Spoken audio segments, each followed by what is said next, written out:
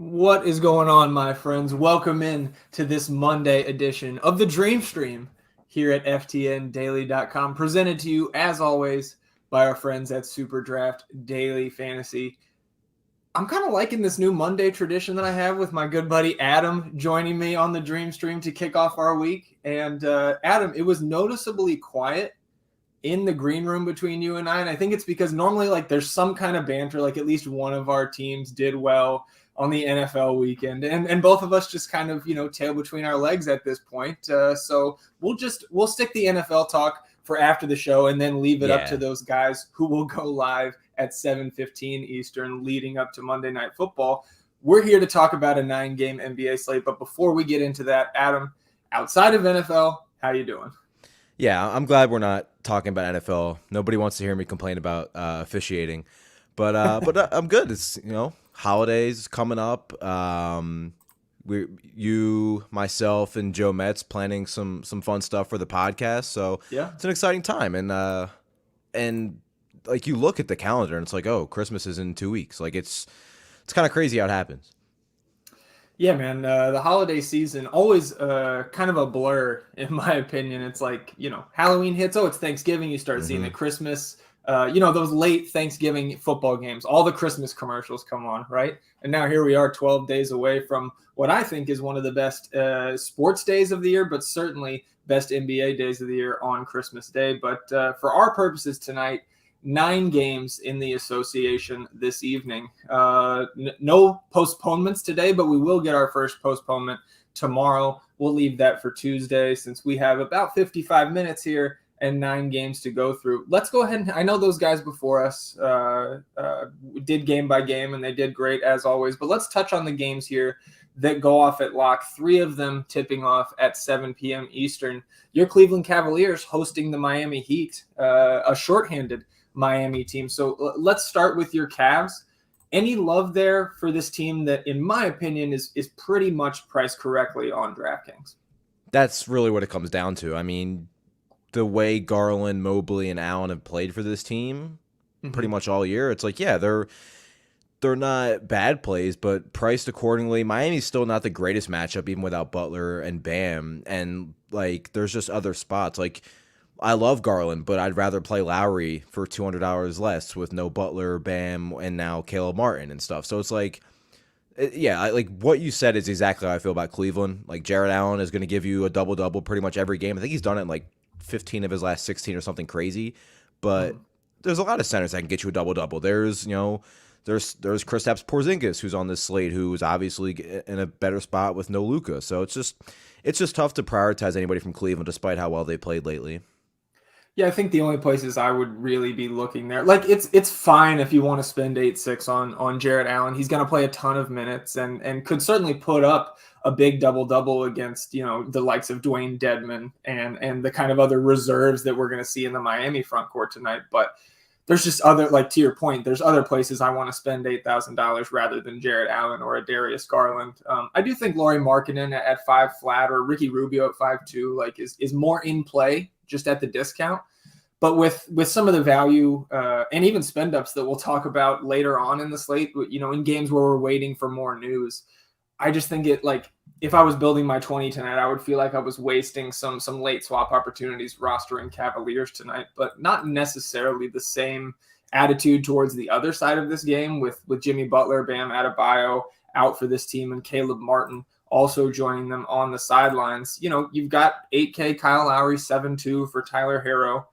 But I think I'm looking more at the 5K Dwayne Dedmon, who's going up against one of the most oversized, not just front courts, but lineups in general in the league in the Cavaliers. So at 5K, I have a little bit of interest in Dedmon. And then with Martin out, you saw 30-plus minutes from Gabe Vincent last time. PJ Tucker got there again. I'm going to continue to say fade PJ Tucker if he's picking up any ownership, and probably fade him even if he was unowned as well at 4-1 on this 9-gamer. And then you've got, Max Strus, KZ Okpala will see some time as well. But I think it's kind of Dedmon, Vincent. And then if you want to chase Duncan Robinson's hot shooting, 4.3 is a fine price tag for him. Yeah, I still have decent interest in Lowry. Cleveland's defense has been really good, but Butler's missed, I believe it's 6 of the last 7 games. So if Mhm. you look at the last, since Butler last played before, I think he played like the 6th of December, then he didn't play for a while. So in 6 of those last 7 games, or 5 of the last 6, Kyle Lowry's averaging like 85 touches per game, which is up from his season average. The last 2 games, Butler's been out to over 90 touches per game, so he's obviously very involved. I'm still fine with Lowry. I think you can go to Gabe Vincent at 4-2. Like, I'd rather play Gabe Vincent at 4-2 than Tucker at 4-1, Oh personally. yeah. Vincent started last game. I mean, Tucker's been, and granted, like, we've seen him through the course of his career. He's a strong rebounder. The rebounds have been up the last couple games. One of those games, Dedmon only played 13 minutes against Milwaukee. Last game, though, 32 minutes from Tucker, 11 rebounds. His assists have been really helpful, too, though, 5, 8, and 4. I don't know how sustainable that is. He's shot 4 for 8 from 3 in that span, so I would agree. I'd rather play Vincent as well. And yeah, like, Dedmon's fine. He's going to have to play 30 to 32 minutes in this game against Mobley and Kevin Love and Jared Allen. I just, and honestly, like, this slate, a lot of the slates we've had like the 48, 4,600 to 5K centers available, and there's a couple that are down there, but Dedmon seems like a safe projection for 30 to 32 minutes. Yeah, I agree on that. And in Kyle's ownership projections, only Kyle Lowry picking up double-digit ownership in those projections from this game. So, I think the field kind of with us, not a priority target here, but you look to Golden State visiting the Pacers and Stephen Curry, if you haven't been hit in the face 5 different ways with Steph Curry's close to the record yet, here you go. 7 threes, I believe, gets him the record, 6 to tie. This is a guy who averages, I believe, 5.4 made threes per game. So certainly within the realm of possibility that Steph goes off and gets that record here rather than tomorrow night in Madison Square Garden. So at 11-4 on DraftKings, floor 1x multiplier for Steph. Is he somebody you're prioritizing when you're spending up today? Probably not prioritizing, just because Jokic and Giannis are on the slate, and when these 3 players are priced even a little bit close to each other, I just think there's a safer floor with Giannis and Jokic, especially right now with Denver still really depleted in their offense, with obviously no Jamal Murray, no Michael Porter Jr. So obviously Curry's a good play. He can pop off anytime, but like this 3-point narrative, it's like Steph Curry makes threes all the time. Like, do we really like?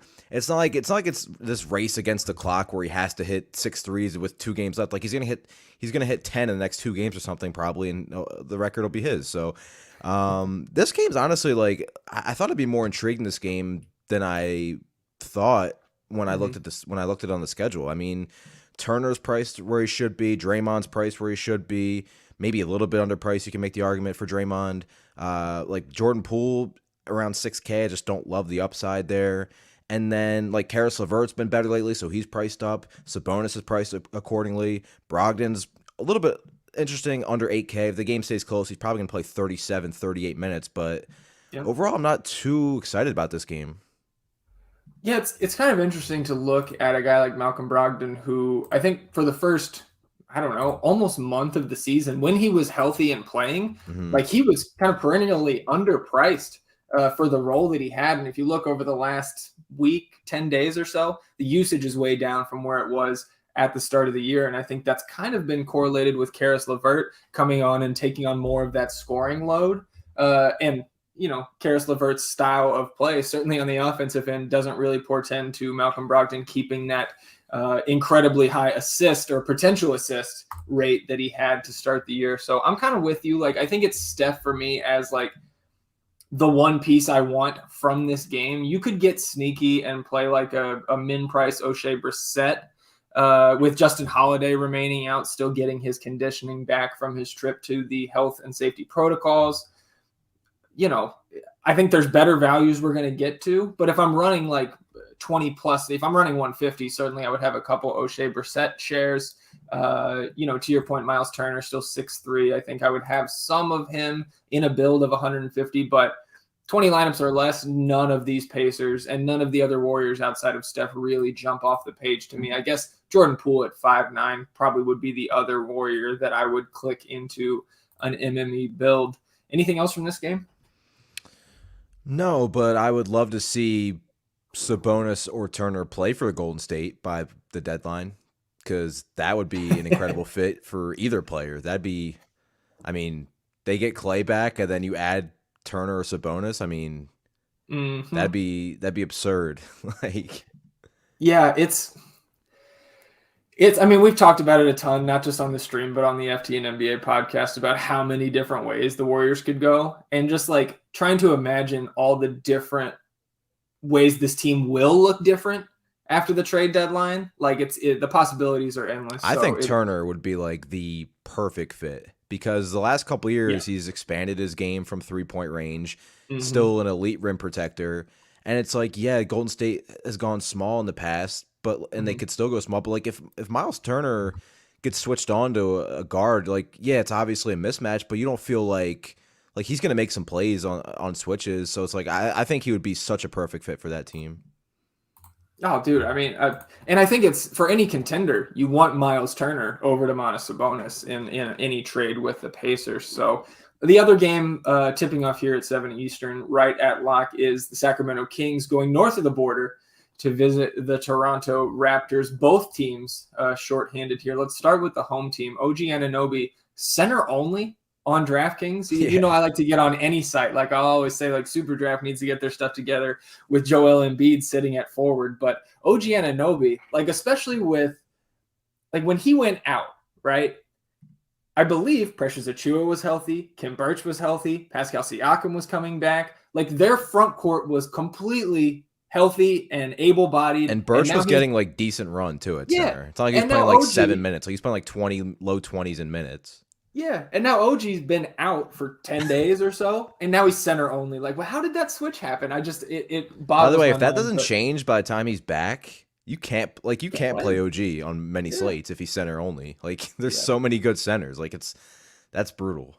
Yeah, well, maybe whoever's running that, maybe they'll hear our pleas and move OG back to his correct position. But again, OG out, Precious Achiuwa out, Kim Birch also remains out. So we should get another Chris Boucher start here. And if he does, he's a 10 for me in the rankings on DraftKings, or Eddie and I's rankings, I should say. 27 minutes last time, lost some time to foul trouble against the Knicks on what I believe was Friday's slate. So I absolutely love Boucher on DraftKings, and I think he's a really strong play if you're going for a higher multiplier option in your lineup at forward on Superdraft. 1.85x for Boucher has piqued my interest a little bit. Outside of Boucher, though, anybody else you're targeting from this Raptors team? I mean, it's a great matchup for everyone across the board. Obviously, Boucher, I believe the last time I looked at the Opto, he was number one on points per dollar, so like the best value in the slate. And we've talked about Boucher for like years now in fantasy. Like if he gets run, he's going to be awesome. And for so many games and years, his minutes would be not where we'd expect him to be. But when he gets minutes, he's great. I mean, the last 2 seasons, he's like 1.2 fantasy points per minute, 28% rebounding rate. So yeah, he stands out in a huge way. Van Vliet and Siakam are priced up, obviously. Siakam's been pretty good lately, pretty consistent, but I still don't know if he has that like 55, 60 point ceiling. So like more of a secondary play for me. But yeah, like Toronto, clearly it's, you could talk me into Gary Trent at 6K. He's been shooting the ball a lot the last 2 games, and Sacramento's been historically bad against 3-point shooting wings. So you could talk me into Gary Trent at 6K. He'd actually probably be my second favorite player from Toronto behind Boucher.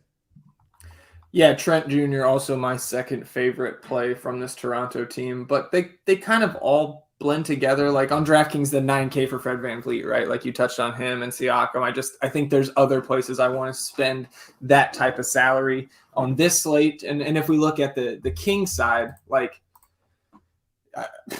Kings are the Kings, right? Like they continue to just be kind of a dysfunctional franchise, and even with interim coach Alvin Gentry there, like the rotation, like we keep getting rug pulled on the starting 5 on the rotation. Like all of a sudden Terrence Davis is only playing single-digit minutes in the first half off the bench after being one of their better players for the previous 2 weeks. Rashawn Holmes will be out, so you're going to probably get another Alex Len start. Tristan Thompson will back him up.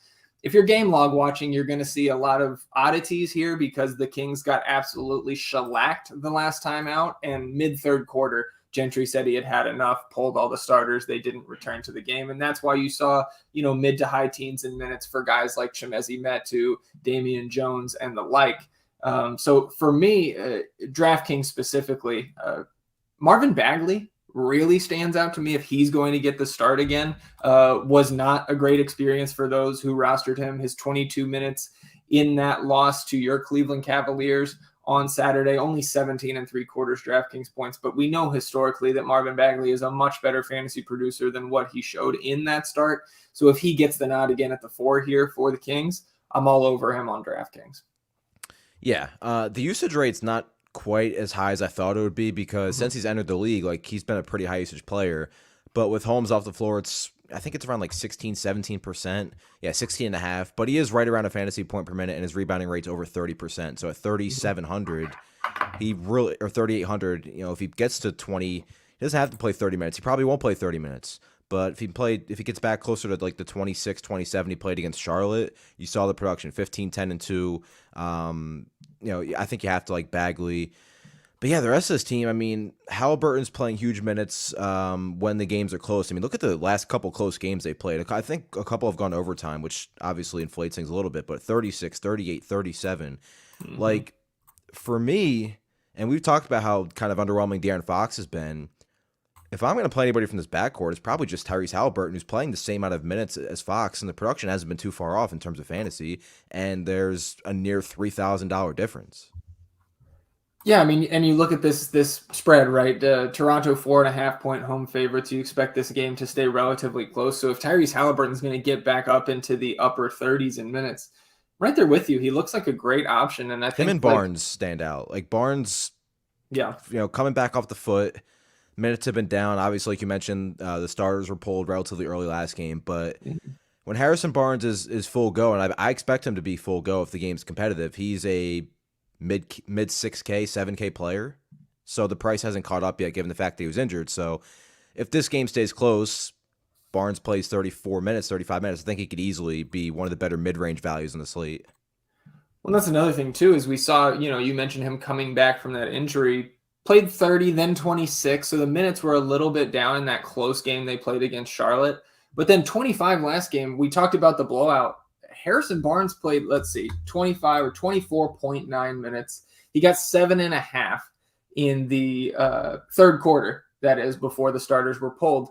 So this guy was he was on track to play like his regular minutes again, up to the mid to upper 30. So right there with you, I think Harrison Barnes, again, this game projected to stay close. If you think it stays close, you should have some elevated interest in Halliburton. His rebounding rate jumps, by the way, too, with Holmes off the floor. It goes up to like 23%, which is pretty solid. So I would probably rank the Kings Bagley, Barnes, Halliburton. I think in terms of like the 5K mid-range, like Barnes is really, really strong. Yeah, I absolutely agree. He got a 9 in Eddie and I's rankings alongside Halliburton and Bagley. And I think Bagley might get the tick up to the 10. A little bit of trepidation on my part, just seeing who Gentry is going to run out here in this lineup. They did so bad the other night. Like, would it be crazy to see him go back to like Chimezie Metu? I've seen thing, like with the way Toronto's front court is right now, like this doesn't sound like a 25-minute game from Alex Len. Like it could still easily be, but like Bagley should be able to get plenty of time at the 5 in this game theoretically. Like if you just have Boucher at center really, and Siakam's going to play some 5 too, but like that makes me probably feel a little bit better about Bagley. But again, like Thompson, would you be shocked if Len and Thompson's minutes were like swapped from the last game either? So it's weird to say this, but I think Bagley's minutes in the front court are more solidified than Len and Thompson, which is interesting because Bagley was not a part of the rotation for a lot of the beginning of the season. Yeah.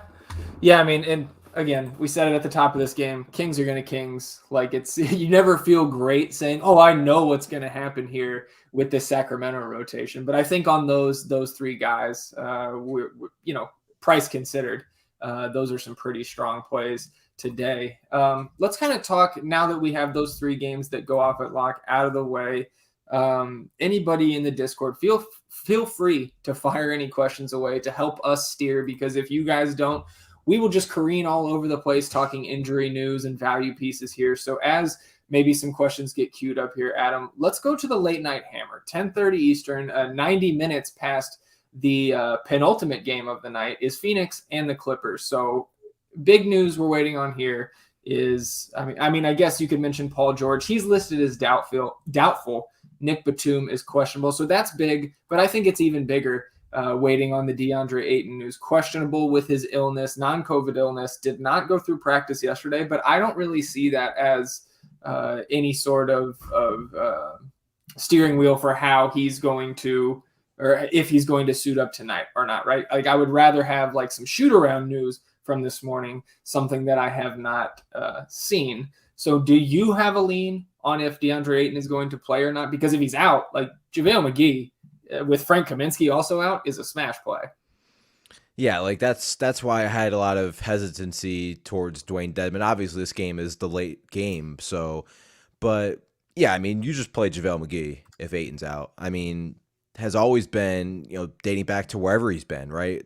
JaVale McGee for the last handful of years of his career has been a rotation center that comes off the bench and gets spot starts. But when he gets those spot starts, he's productive. It was, Cleveland, we saw it. In Golden State, we saw it. Now in Phoenix, we're seeing it. Like, by the way, I just rattled off 3 teams, and I'm like, JaVale McGee's played for like 15 teams, I feel like. But yeah, like he would be, I'm sure he would become right up there in terms of the point per dollar value plays on the slate. So that's why when we mentioned Boucher, we mentioned Bagley. There's a lot, and I believe Bagley is only power forward eligible. Boucher is both, so that helps. But yeah, I mean, like you just lock. I mean, with no Kaminsky there, McGee will play 27 minutes, I think, at least. And I mean, also no Devin Booker, so like, not that JaVale McGee is going to be a massive usage player, but there's going to be more, pick and roll opportunities with Chris Paul because that's what they're going to do with Ayton. So just kind of borderline lock for JaVale McGee if we get word that Ayton's out.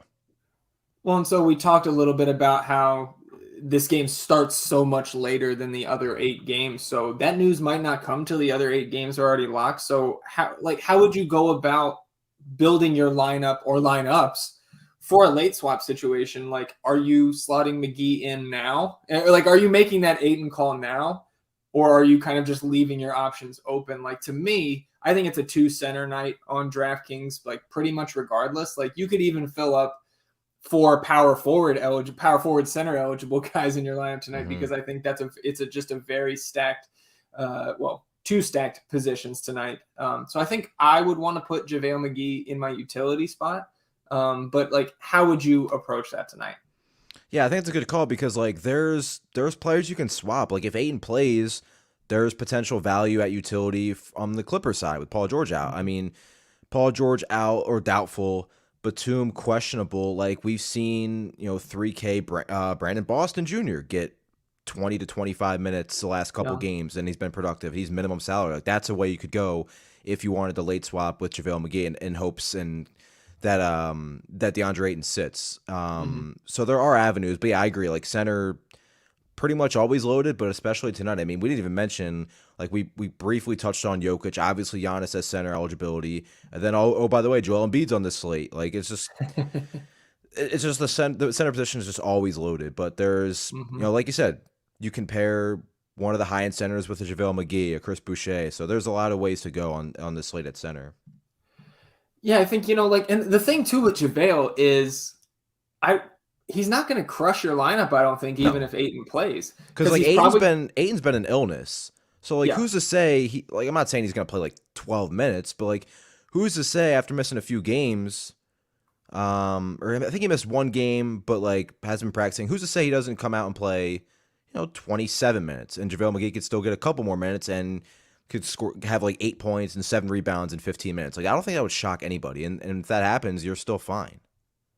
Yeah, absolutely. And I know you're familiar with his short stint in Cleveland. Like, we saw plenty of games he was awesome. In that short, where he would play 13 minutes and he would crush Drummond, because Drummond would only have like 18 and 12 instead of like 20 and 21. It's like, where are all these points going? And then you see off the bench, you look at the box score, and JaVale McGee has 12 and 8 and 17 minutes. Yeah. I mean, I think like and we'll get to the Clippers here in a second. I think with the Clippers' interest that we should have even at this point, absent the Batum and Paul George news, I think it's just really safe to put JaVale McGee in, especially at your utility spot, because of what we talked about. Like if Ayton's out, he's one of our favorite plays on the slate. If Ayton's in, he's not going to kill you in all likelihood and could still put up a score that you could still see at the top of GPPs if he gets, 14, 15 minutes here. Yeah, because we have to remember Kaminsky is out. Yes. So that's which is the big difference from when Ayton was out earlier in the season and McGee wasn't getting the run that he saw last game with Frank Kaminsky off the floor. So you also have even if you have JaVale as your only center and he's locked into that center spot after all the other 8 games have tipped off. If Paul George and Nick Batum are out, I don't hate just going down from McGee to Isaiah Hartenstein if you wanted to do that instead. Because this game could very well blow out if Paul George and Nick Batum are out, and even if it's just Paul George, right? I think all of us, even on the road, would take Phoenix to win this game. So it was interesting, and I guess we can use this to segue to the Clippers side of this late night hammer. Serge Ibaka didn't play last game unless I missed something, and so that's going to raise the minutes floor for a guy like Isaiah Hartenstein. So at 3.5, I think he would be an acceptable pivot. And if you have or if you leave salary on the table to just for this late swap situation to get up from JaVale if Ayton is in to a Terrence Mann on the Clippers side, I think I would have Terrence Mann in a lot of my lineups regardless, but there's Terrence Mann at 4.4, Campaign at 4.4 on the Suns. If you have any extra dollars there, you can get a Marcus Morris, a Cam Johnson, Jay Crowder. All things considering, you really aren't in the worst shape to late swap here if you do go JaVale. Yeah, you're just kind of rattling off names. It's you could do a lot worse. Absolutely, and I think just especially if you're running 1 to 5 lineups and you can really just have it all in front of you without having to use the optimizer here at FTN, you can set up your late swap options as we go towards lock here. And as the news comes out, as the slate kind of progresses throughout the night. But I wanted to I mentioned Serge Ibaka being out and how that helps a 3.5 Isaiah Hartenstein. I think it really helps a 4.7 Ivica Zubac, who his minutes have been back on the rise, hovering around 30 over his last 4 games. And if Zubac is at 4.7, getting 30 minutes, I think he's a really, really strong play in this matchup. So regardless of Ayton being in or not, I think you have to have some interest in a 4.7 Zubac. Yeah, we're just so accustomed to seeing him play 22 minutes, but the last couple 28, 32, 28, 29. And Ibaka had been in the starting lineup, but then he didn't start against Portland and played 6 or 7 minutes. Yeah. Now, does that happen again? Who knows? But if Ibaka doesn't start, you could at least think that might be the trend that they're going towards again, where he doesn't play a ton of minutes. And if that's the case, then yeah, Zubac should play 26, 27 minutes. And anytime he can get those minutes, he's probably he's probably closer to a mid 5K player over on DraftKings. I think Reggie Jackson's interesting too. Under 6K, took 21 shots last game, 20. So the last 2 games, Paul George has been out. Reggie Jackson's attempted 22 and 21 shots. Now the fantasy production has been incredible. There's been 9 turnovers during that span, but that usage under 6K, he literally, the last 2 games Paul George has been out, 8 minutes of possession per game. To put that into perspective, the league leader is Luka at 9.4. So the ball has been in Reggie Jackson's hands a ton without Paul George, and Paul George looking like he's going to sit. So Reggie Jackson, we talked about mid-range players. He sets up really well here as well. Yeah, I agree. I think Reggie Jackson and Terrence Mann, I would slightly prefer Terrence Mann if you have to decide between the two, just for the $1,500 savings. And we know anybody who's a fan of Terrence Mann knows that he can contribute across the box score. We saw it last time out in the start against Orlando on Saturday, the matinee, right? 16 points, 9 boards, 2 assists, and a steal for Mann in his 35 minutes. At 4.4, guard forward eligible on DraftKings. He is one of the 4.10s in Eddie and I's rankings today. So I love him. Reggie Jackson, a very strong 9. You could make an argument to me to bump him up to a 10. I wouldn't hate that. I just don't understand how we saw Paul George out the last game on Saturday and there was no adjustment made in the price on DraftKings. He got a price decrease from the last time we had Reggie Jackson on the main slate. So at 5.9, very strong there. But The only reason he didn't really make it to a 10 for me, Adam, is the Dallas situation and the price on one Jalen Brunson. Brunson, I guess, not to overlook the fact that Luka Doncic is out again tonight, and I believe he's going to sit at least one more game. I know they said 2. I don't know if that included last night. I think they said whatever, 2, and it was including Sunday and today. Yeah. But so he may be back next it's time. possible he could sit another. I mean, yeah. Well, so, and like Brunson, they blew OKC out yesterday. So I think that he has a higher, not just a fantasy point ceiling, but a minute ceiling in this scenario. We've seen now, I believe, 5 games. 5 games this season without Luka Doncic for Jalen Brunson. His floor so far, DraftKings points wise, was 31.25. 3 of the 5 games he's exceeded 41 DraftKings points. And again, to my point about the minutes, lost minutes in the blowout yesterday, in the first 4 games without Luka, averaged 36 minutes per game. I have him projected for close to 40 DK points tonight at 5'8", and he's a very strong 10. If he was 800 cheaper, he probably would have caught the 11 for me. But I absolutely love Jalen Brunson at 5'8". Yeah, and like Reggie Jackson, I mentioned, is $100 more. I don't think many people are going to prefer Reggie Jackson, and I don't know if his. I guess they have a similar ceiling with George out for the Clippers and Luke out for Dallas. I will say we got the Kings starting lineup while you were talking. Yeah, that's what I was just laughing at. Metu starting at the 4. So, that makes me not like gonna Barnes say I even called more. it, By the but- way, Harrison Barnes, that makes me like Barnes a lot more because I don't see Metu having the usage or the touches or the rebounding opportunities that Bagley would have had. So. I'll get your opinion on that in a second, but I'll just close out Dallas. Yeah, I mean, Brunson, like 26% usage without Luka this year. The assist rate is pretty strong as well, 21% over a fantasy point per minute. You have to like him. I love Porzingis here, too. He's just played a lot better this year. Mm-hmm. And again, obviously, the blowout, he could have played closer to 35 minutes if the Thunder kept that game close. And it's just such a good spot. I mean, opposing centers and power forwards against Charlotte, plus it's a massive pace-up spot for Dallas. And They post Porzingis on the season is averaging like just over 4 post-ups per game. In that last game with Luka out, that number was closer to 6. So they're going to play through him in the post more. And Porzingis is top 5 in post-up points per game. Charlotte allows the most post-up points per game in the NBA. So it is literally like a dream spot for Kristaps Porzingis. Yeah, I'm all over KP as well. No surprise, Boucher starting again for Toronto. So we have 3 starts in a row for Chris Boucher, which is nice. Yeah, and I guess just to finish this up, let me make sure I can spell Porzingis right. Kristaps only 4 of the 5 games that Luka has sat. He's been in. Did miss one when they both sat, I believe, 2 Saturdays ago. But Porzingis, let down last night in this same type of spot. But again, the blowout factored into that, only 27.75 DK points. The 3 games before that without Luka this season, 42, 48, and 49 DK. And again, to your point, the extra usage, especially down low going through Porzingis, and the great matchup, I think he's a really strong play. And I don't think, I'll check Kyle's ownership projections, I don't think he's going to carry a ton of ownership at that 8K price tag on this slate. Kyle projecting him for about 25% ownership now. So maybe a little higher than I thought, but nothing crazy there on Porzingis. I think he's really strong. Anybody else, though, with Luka out, like Tim Hardaway Jr. will probably continue to come off the bench. Dorian Finney-Smith's price has come up a little bit. Those are kind of the 2 guys that would be secondary plays for me. But any other targets for you from the Mavs?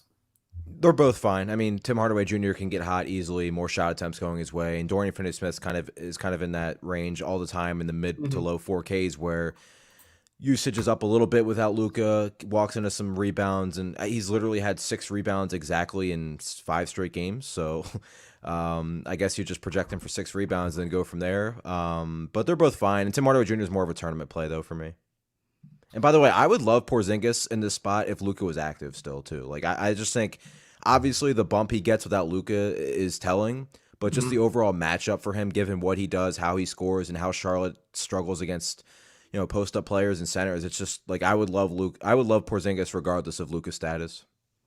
Yeah, I completely. Of course, agree it would you. make him where was you said 25% roster projection to like maybe under 10 if Luka was in, but that's not the case. So Yeah, it'd be a little bit easier to get over the field on KP in that situation. Let's turn to the chat a little bit as we react to the starting lineup news for the Kings. Some other news that has come in. We talked about the Raptors starting lineup. Kings, alongside Metu, will be the same four: Fox, Halliburton, Barnes, and Len getting the nod at the 5.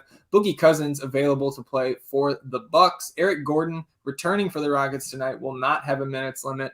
The 3 Grizzlies that we're waiting on news for: Jaren Jackson Jr., Steven Adams, and Desmond Bane are all game time decisions. Cavs, no surprises here: Garland, Okoro, Markkanen, Mobley, and Jarrett Allen.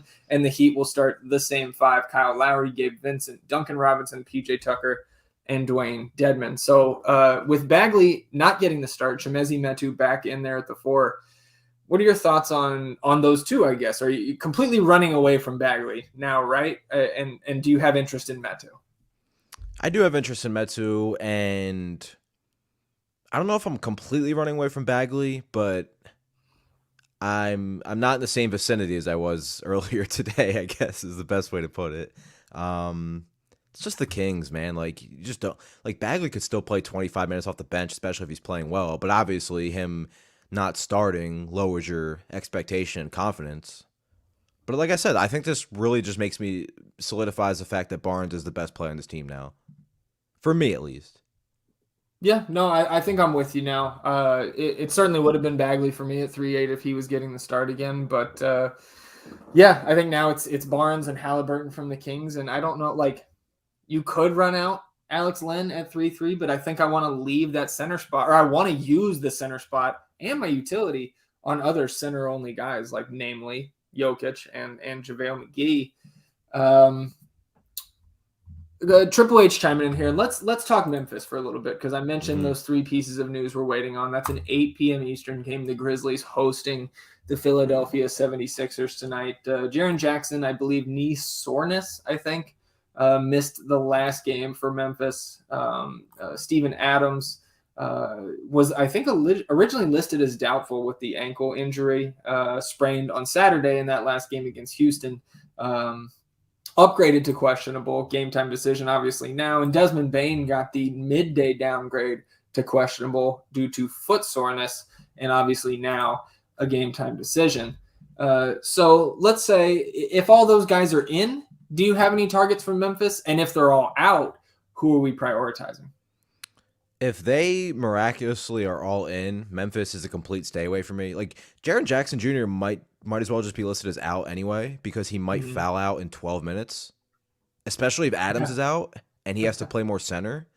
Yeah. It's just like, foul trouble can be like kind of like, yeah, it's hit or miss, but like with Jaren Jackson Jr., it's pretty evident that he just fouls every game, and now he has to face Joel Embiid, who, since he's been, the last couple of years a dominant player in the league, he just induces fouls at one of the highest rates in basketball. It just seems like a lock. So yeah, I mean, if he's out and Adams is out, we'd start looking at Xavier Tillman at 3,400, who's been playing decent minutes the last couple games. Kyle Anderson, obviously, at 5,300, who kind of does a little bit of everything. We've seen that a little bit more the last couple games, especially with still no Ja Morant. So yeah, Memphis is a really interesting team on the slate, and hopefully we get some word soon. But if they're somehow all active, it's a complete stay away. If Jackson plays and Adams is out, I probably still wouldn't go to Jaren Jackson Jr. Like, I don't know, am I just getting too cute here, or does this just seem like the lock of all locks for him to get into foul trouble? Well, yeah, I mean, I think if you get Steven Adams out, you'll probably get Xavier Tillman starting at the center. But yeah, it does increase the chance that you're going to have to use some Jaren Jackson Jr. on Joel Embiid, or to even on Andre Drummond. Like, it doesn't make me feel great to have Jaren Jackson Jr. down there guarding him. So if all of them are in, I think I'm with you where I would just stay away. It's maybe if I'm running 20 lineups or more than that, I would have a Dillon Brooks share too, because everybody knows that I love Dillon Brooks. But I mean, at 6'2" now, if all those guys are in, like, it's just a volume scoring play. And like I've said the last couple times out for Dillon Brooks, like, he just hasn't put it all together outside of really that one game against Miami a week ago. Like, last game, I mean, the points were there finally, like 25 points, the over on his points prop hit, which hadn't happened in a couple games. and then just no peripherals for the 25 guy. real points, 28.5 fantasy points. Exactly. So like I think like it's still worth a shot on a guy like Dillon Brooks, but you talk about Jaren Jackson's foul trouble. Dillon Brooks can't keep his hands to himself either, and to the detriment of fantasy managers. So again, far from a priority for me. But if those guys are out, I think you have to love almost the entire roster, right? Especially if it's all three of them. Like Tyus Jones would be way too cheap at 6'3" then, in my opinion. Dillon Brooks becomes more of a priority then. Kyle Anderson, we saw the Taylor Jenkins' willingness to play him 30 minutes last time out. Kyle Anderson would be a priority for me over those two guys I mentioned first. You could play a bunch of DeAnthony Melton. And then I would love, Xavier Tillman, John Conchar, I think, comes into play then. So, like, that conversation will most likely have to take place in the Discord when the news breaks here. I think it'll probably come after lock if those guys are true game time decisions. But, yeah, it's kind of a wait and see right now for Memphis. And I guess, Adam, just because I know Triple H plays mostly on FanDuel, take a quick peek at the prices over there. Dillon Brooks 6'1", Tyus Jones 5'9", followed by Kyle Anderson 5'7", DeAnthony Melton 5'6". I think all those guys obviously would be in play at those prices. Power forward Xavier Tillman at 4'5", I would have a lot of interest in if all those guys were out. And then John Conchar, shooting guard only, but 4K flat would also be in play. But again, Triple H, anybody else over there on FanDuel, same story.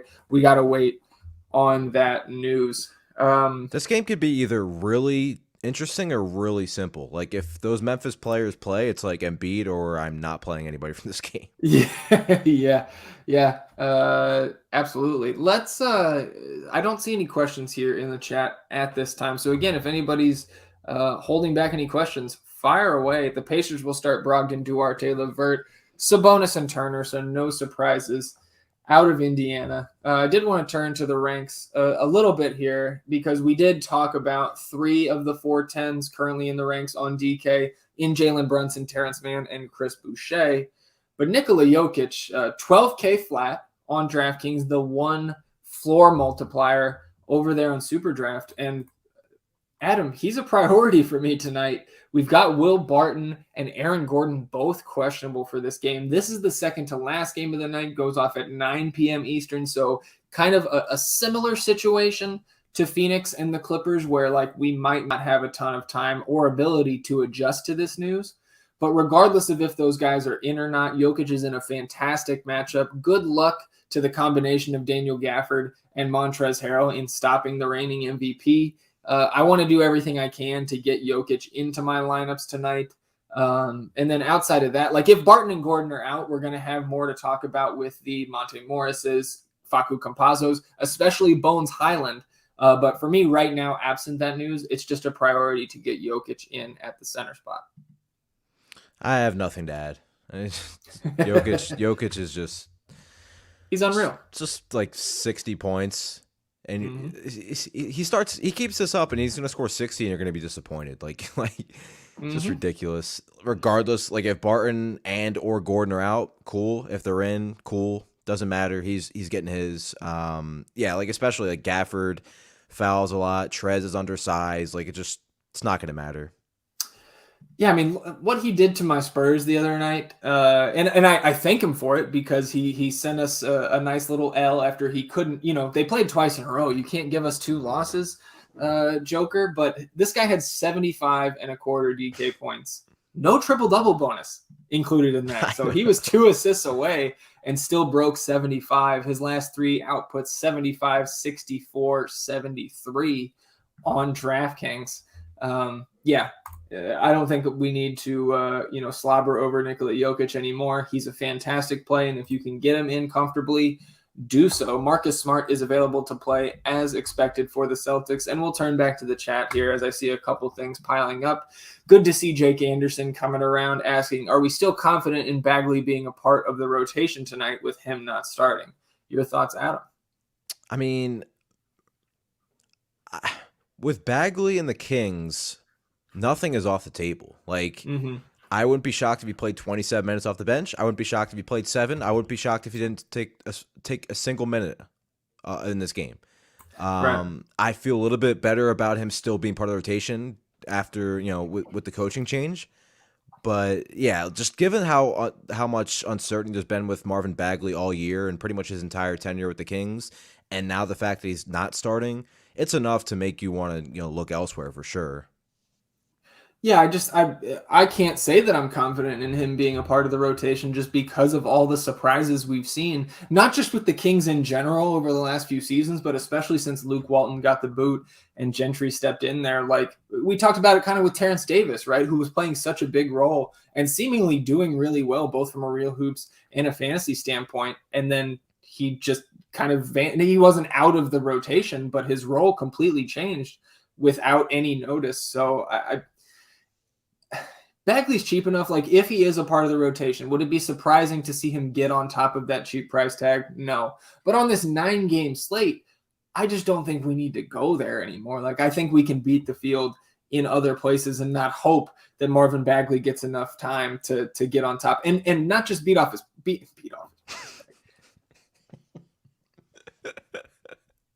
Not just to get on top of his price tag, but to get on top of the other value pieces on this big slate as well. So the long way of answering your question, Jake, I'm not confident in Bagley being a part of the rotation tonight. Joe chiming in saying he sees Harry Barnes at a 9. Yes, sir, he is. And then good to see P-Buck in here asking, do we like Monte Morris at 1.75x on Superdraft? Adam, I think that's something that I would be a lot more interested in if we get no Will Barton, no Aaron Gordon. But even then, I'm not sure I'm getting to Monty on Superdraft. That's fair. Yeah. Let's see what else we got here. Joe, surprised for only a 7 for Jarrett Allen. Yeah, I think that should probably be an 8. I went back and forth between 7 and 8 on that earlier this afternoon. It's just kind of a price thing for me on DraftKings. Like at 8.6, you look at the rest of the slate and like, I think I would rather play almost everybody around him with the probably with the exception of Kelly Oubre. I think there's a higher upside for guys like Van Vliet and Siakam with the shorthanded Raptors with how many minutes they get already and the matchup against the Kings. Should we talk about Charlotte, by the way, with Rozier back? Yeah, absolutely. Let's get there next. Just to close it out, Bradley Beal, Chris Paul, I would rather get to than those Cavs spend ups tonight. But yeah, let's talk Hornets because the COVID Hornets, as we've been attacking them for I don't know however long LaMelo Ball has been in the protocols and all his buddies. But now the prices have come up on these guys, and it really wasn't an issue until they start getting players back. And like you said, Terry Rozier will rejoin this team tonight. PJ Washington, man, I'm having trouble to close out this show, Adam. It was a non-COVID illness for PJ, I believe, missed the last 2 games for the Hornets, but he's also back tonight. So that's going to, Rozier and PJ being out, no more Point Gordon Hayward. You're probably not going to see a ton, if any, of James Bouknight tonight, JT Thor, Nick Richards, all those guys to me should be out of your pool. And with the rest of this team priced where they are, I think the only 2 guys that I would have any interest at all, and it's very little at that, is Terry Rozier at 7.2 or PJ Washington, who should get 30-plus minutes against a Dallas team that's, slow-paced, but not, some sort of stellar defensive unit. So at 6.6, I think PJ Washington is probably going to be like 1% owned, so you don't have to play a ton of them to get over the field. Yeah, I just realized, I mentioned we should probably mention Charlotte, and at the end of the day, because of the prices when everybody was out and Terry Rozier being back and Washington expected to play, it's like especially when you have I think Rozier would be the one player I would definitely consider from this team. But when you look at it and you look at the position he's at, point guard, shooting guard, it's like, okay, well, am I going to go to 7.2 Terry Rozier when I can play Jalen Brunson at 5'8" or Reggie Jackson at 5'9", who are in similar roles? Yeah, I just don't see how you can because if we only had 1 or even 2 options at each price point for value, right? Like it would be different. But we have we've talked through so many guys in that 5 to 6K range. We've talked through a ton of these 4.5K and less values, really at every position. So I just don't think we have to get that cute to get an advantage, to get leverage on the GPP fields tonight. Quick 2v2 here for my guy Steelers fan. Bones Highland and Jokic or Terrence Mann and Embiid. We should talk as I buy my NFL All Day pack, Adam. We should talk about some of the spend ups and how we rank them as well. But that 2v2, Bones and Jokic or Mann and Embiid. Just feels wrong to not go with the Jokic side, right? Like, you project Mann a lot better than Bones, but I don't know, like. It's just hard to not go Jokic. Yeah, well, and it's 100% the first one, Bones and Jokic, if Barton and Aaron Gordon are out. And I don't even think you need Aaron Gordon out for Bones to be a fantastic play. I think it's more about Will Barton and kind of the ball handling responsibilities that he's taken up with all the other guys absent. DFS Dan chiming in saying, if Bane is out and Triple J is in, would you go Triple J and Giannis or Dylan Brooks and Jokic on FanDuel? Like, Triple J and Giannis sounds good, right? But like, I legitimately fear that Triple J could play like 18 minutes. I really do. Sure. Yeah, I mean it's like it's the foul trouble, right? What you're worrying about with the minutes there. So and like Dylan Brooks, like, yes, he's been a little underwhelming, but he's shooting like 20 times a game still. Yeah, like, say give me the 20 shots plus Jokic. That's a pretty good pairing. Yeah. So the Warriors, no surprises here. Curry, Poole, Wiggins, Draymond, and Kavon Looney. Kavon Looney, somebody I think that I can't get there on the main slate, but I like Looney too. Like you can like rarely play him on many slates because the center's so loaded and just don't have to go there. But like he facilitates for them a little bit. Like I like Kavon Looney, man. I just feel bad because you can rarely play him unless it's a small slate or something. Yeah, and he's close to a fantasy point per minute guy, not just on the season, but I think in his career. Dude, he facilitates. I wonder what his assist rate is the last couple of years. It's probably higher than a lot of people think. Yeah, I do think that he's going to get 20-plus minutes against this front court tonight in Indiana. But with all the, like, I'm going to take the chance that DeAndre Ayton is out and play JaVale McGee 10 times out of 10 with that. And with the ability, too, to swap to any of this other news that's going to break after that game locks. Would you go Terrence Mann or another guy we didn't really talk about, Houston, which I think we can touch on really quick here, Terrence Mann or Armani Brooks on DK? I think you have to go Mann there, assuming Paul George is out. And then obviously if Batum sits, then it's and again, we're not going to know, but Armani Brooks, despite the absence of Kevin Porter Jr. and Jalen Green, like the minutes finally came back up, which is good to see. But I still have some concerns, and I just think maybe it's not as definitive as I said it is, because I'm gonna lean Terrence Mann still. Yeah, it's Terrence Mann for me. The biggest thing for me, and Armani Brooks is certainly still in play, and we can talk about the Rockets as a whole, but. And I guess we'll just go ahead and get into that now. Gordon being back doesn't. I don't know if it hurts him that much, but yes, that's the main thing for me is Eric Gordon being back is going to take away 12 to 15 shots in this offense. So it's really going to hurt guys like DJ Augustine, Josh Christopher, who were getting more minutes with Eric Gordon, and of course Jalen Green and Kevin Porter Jr. still out for this team. But like with the price coming up on Armani Brooks, he didn't get the start last time out. So he may come off the bench again. Obviously, we saw the minutes still be very strong, and I think he'll touch 30 minutes, that is, again here. But I'd just rather take the Terrence Mann play, $400 cheaper, guard forward eligible, right? Like, and Paul George out. Like, I would be very, very surprised if Paul George plays tonight with that doubtful tag. So, yeah, it's Mann for me, but anybody else on this Houston team that you're looking at, like Eric Gordon himself at 5'3",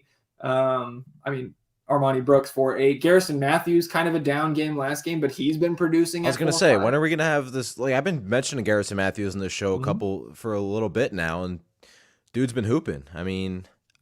He's probably not going to shoot as many times as Gordon, but he's playing huge minutes right now in close games for the most part. He got into some foul trouble last game, but because the Rockets are still playing a lot of small ball without Tice there, like that's helping Garrison Matthews get more games where he plays 34 to 36 minutes, which we've seen a lot. No, I don't want to say a lot, but we've seen a lot more lately. So I still have a little bit of interest in Garrison Matthews as one of those players that last player in your lineup. This guy is going to get minutes, take decent amount of shots, and especially on DraftKings, we saw him in that Milwaukee game, I think it was, get hot from 3. So yeah, I mean, 39 minutes in the 2 games prior to the last time out where he, the minutes were down. I think he dealt with some foul trouble in that game. Yeah, he had 5 fouls. Yeah, hit the chat here. Mike Check, good to see Mike Check. Haven't seen him for a while. I don't know if you knew, Adam, yesterday was Mike Check day. 1-2-1-2. Any mention of Gallinari today? Not for me. I don't think we touched on him at all, but with the price up to 4.9, he's not out of play, but there's no way I'm getting any Danilo Gallinari on this 9-game slate, even if I'm running 20 lineups. I'll tell Sep why the Spurs suck after lock. I think he already knows. Chris Ferris asking Reggie Jackson or Halliburton in a DK single entry. I think if the rest of your lineup's pretty chalky, the answer is Halliburton. But Reggie Jackson in a vacuum is the stronger play, in my opinion. Couldn't have said it better. Sugar asking Embiid or Metu, or Embiid and Metu. I was going to say, like, what? Or KP and Mobley. It's going to be tough for you, Mr. Cavs. So I'm going KP side, mainly because obviously Mobley over Metu, but I think you have to project Embiid higher than Porzingis, but like I love Porzingis tonight, so yeah, it's the second one for me as well. And Mobley, a fine play in his own. Mobley's going to get you, like, I feel like Mobley every single game is like 15-9 and a pair of blocks and a couple assists. Like every talk game. About a high floor play. That's Evan Mobley. The guy's got a 7-1 price tag on DK for a reason. Eclipsed 40 fantasy points in 2 of his last 3 games. Well, we are at lock, Adam. So we'll check on some ownership from these first 3 games before we give way to the Monday Night Football crew.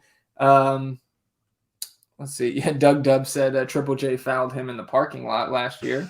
Unsurprising. We're waiting on the ownership to. Here we go. Contest populated here. Oh, we are going to get some news on air. Triple J in, Desmond Bain in, and Steven Adams. Waiting on it.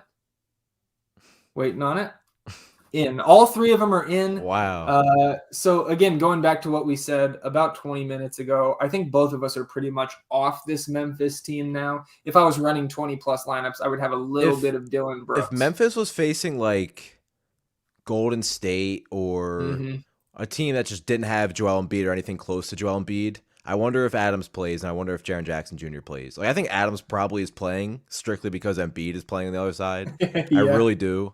Especially since he was upgraded to questionable. It's like you're going throughout the day, and it's like you're looking at the film, the coaches are watching the film, it's like, oh shit, Joel Embiid's playing. I forgot. We should probably have Steven Adams play 25 to 30 minutes tonight. Yeah. Well, I'll also give him some credit because Steven Adams, one of the toughest guys in the league. Yeah, I love Steven Adams. In my opinion, I'm a big Funaki fan. But the Grizzlies, you look at this slate, second lowest team total, a projected team total, that is, out of the 18 teams on the slate. The Miami Heat, the only team with a lower projected total. Pulling up the ownership from these first 3 games now, it was Sacramento and Toronto, the Warriors and the Pacers, and the Cavs and the Raptors. Any guess on the highest owned player? Or not Cavs and the Raptors, Cavs and the Heat. I can't get out of here fast enough, Adam, after these last 10 minutes. Any guess on who the highest owned player on DraftKings is from those 3 games? What was the first game again? It was Golden State, Indiana, and then it was the Cavs and Heat, and then Kings and Raps. Boosh? Chris Boucher by a mile here, 52.5%. Then we're jumping down, I guess, some people with us on the Harry B train. Harrison Barnes second at 18%. That was gonna be my next. I was gonna be my next guess. Any guess on the third then? This is tougher, I'll say. This is tougher. Is it someone from Miami? It is not. Okay. I was gonna say either one of the Miami players or Curry, so I think I'm wrong in both accounts now. I'll give you a hint. This is going to narrow it down, but not help a ton. 4 of the top 5 are Raptors.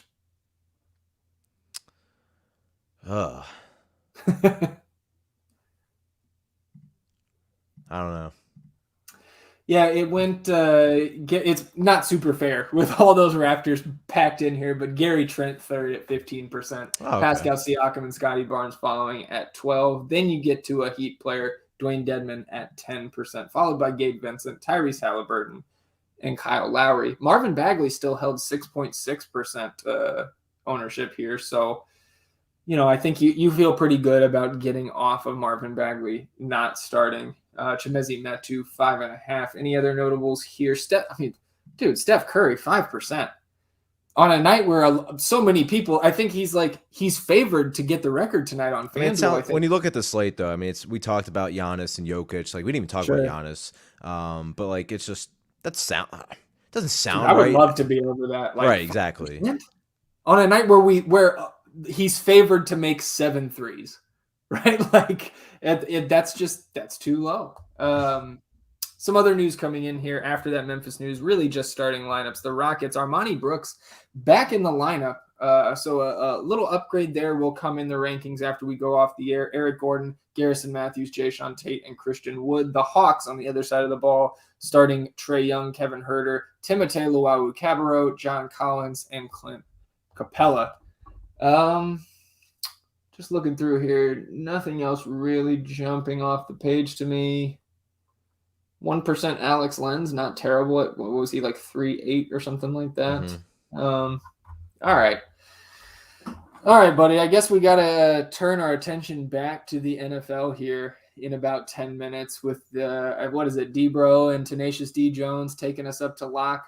This is a wild slate for Showdown, too, because we got the COVID. We got a lot of COVID news today, but it's a weird game. Like no Darrell Henderson, no Tyler Higbee. It's Chase Edmonds might have been back, but he's not going to be back. So not only for Showdown is interesting, but a lot of teams are going to need, a lot of fantasy teams in season long are going to need performances from Kyler and Cooper Kupp to get into the playoffs. This is the last week of the regular season for most leagues, so it's going to be a lot of sweating, I feel like, between NBA DFS and this Monday night game.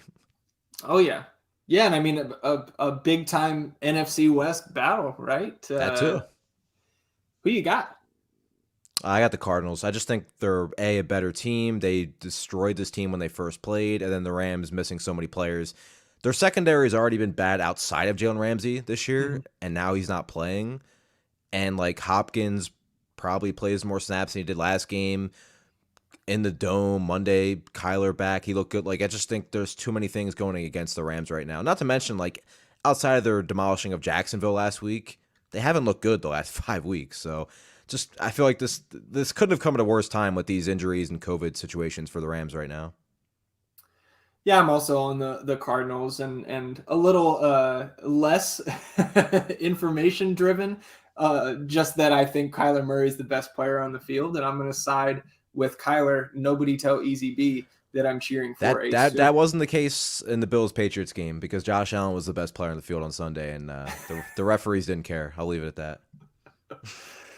You said Bills-Patriots. I think you got PTSD from that Monday night game. I did, didn't I? A tough stretch for Buffalo, but man, I think they're going to be okay. Certainly an easier road for them to the postseason, I think, than my team. So we'll leave it at that. About 8 minutes until that stream kicks off over there on the NFL side. If you've got an NFL sub, I'm sure you'll be over there.